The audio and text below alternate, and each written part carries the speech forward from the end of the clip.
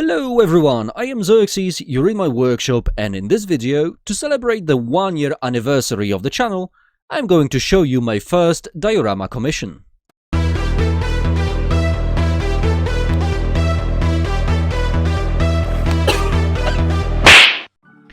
So this video was supposed to be released on the 13th of November, but unfortunately due to health issues that knocked me out for 2 weeks, I was unable to complete it. So here's a belated first anniversary celebratory video.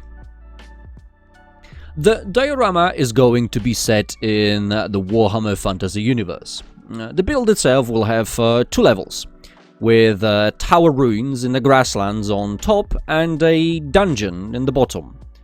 And it will also feature minis from the Games Workshop range.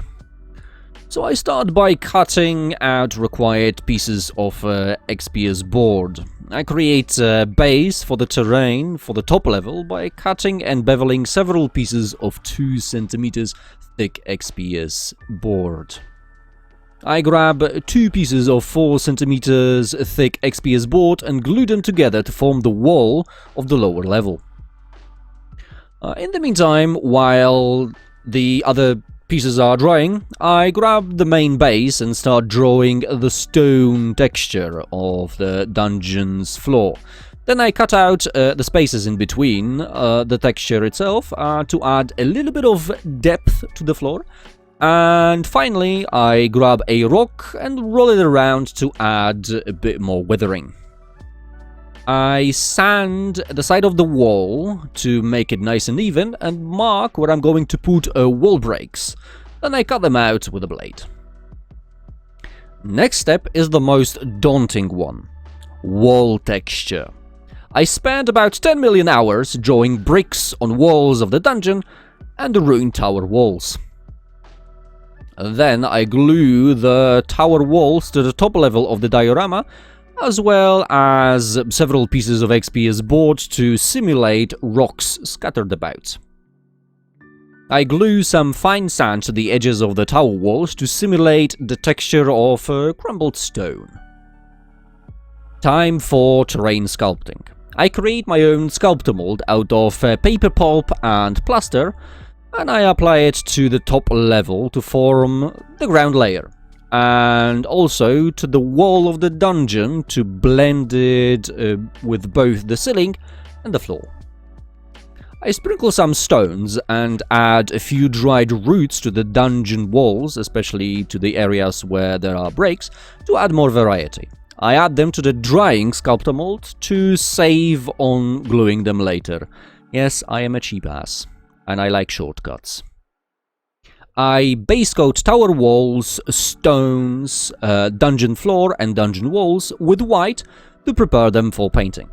And I also make some last minute adjustments, adding a 4 cm thick XPS board to the main base to make it a bit more sturdy. The ground is base coated with brown. It's pretty much a safety measure. If some pieces of flock or ground cover break off in the future, white sculptor mold or pink foam won't show through. Hopefully. Time to color those walls. First, I use light grey and apply it with a sponge to create an irregular pattern. Then, I use a mix of thinned down red ochre and yellow ochre, as well as some dark grey, to stain the texture in several places to show that the structures were built from a variety of different stones. It'll break the monotonous grey of those, well, rather simple walls. After the paints have dried, I stain all walls and rocks with a black wash. I give it a few minutes to find its way into the cracks, and I wipe off excess pools with tissue. The last step is to give them all a light dry brush of pure white. With all stones done, it's time to start flocking.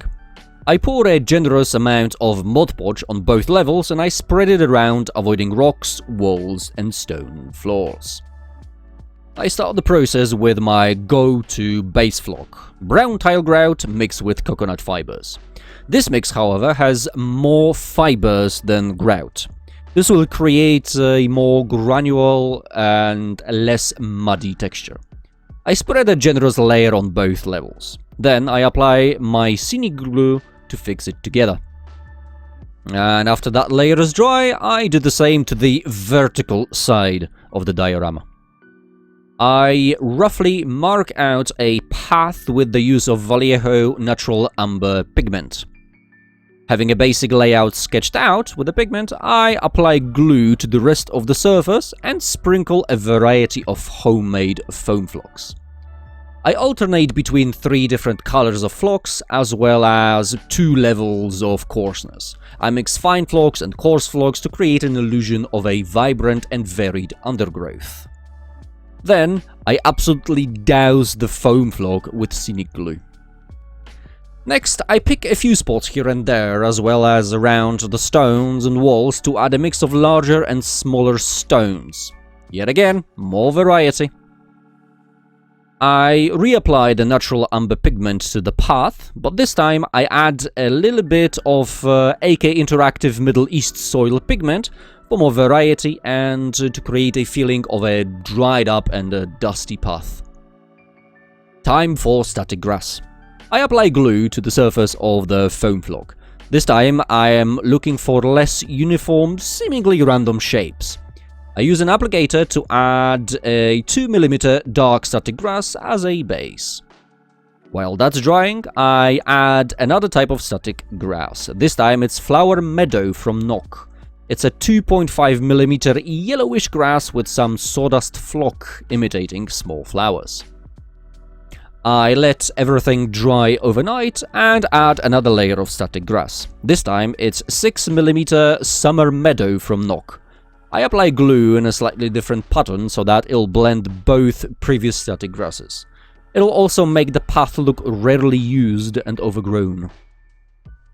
And for the final layer, I add 6mm wild grass from Nock.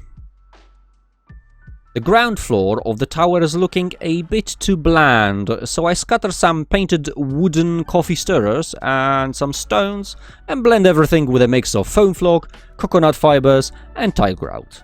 Then I fix it with scenic glue. I stick 3 bases to the diorama with hot glue. Why now and not earlier? Well, that's because I didn't realize that they were in the box. Then I stick a stained piece of kuva branch to simulate an old rotting tree trunk. Time to start adding more serious foliage. I stick some carefully selected pieces of dark green lichen inside the tower, on the edges and in between the spots of dried grass. I also add some purple lichen to the bottom layer. Next step is tall blue shrubbery from Greenstuff World. I apply it near the walls of the tower and some of the stones. I grab some 12mm dried grass tufts from Paintforge, I think. I lost the box and I don't remember the name, unfortunately. I place them in a few selected spots. Let's add some color to the diorama. I pick a few places here and there and add white, yellow and red flowers from Nock to sort of complete the overgrown look. The last step is to do some blending. I use olive green bushes from Woodland Scenics and I cover the edges of tree bases as well as the hot glue at the base of blue shrubberies. I also add some around the old tree trunk.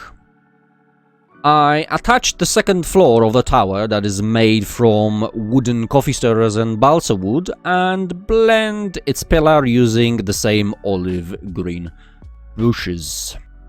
I place 3 poplar trees for the final touch. Okay, let's add the minis. I start with a necromancer on top of the tower, giving him a ladder so he can climb back anytime.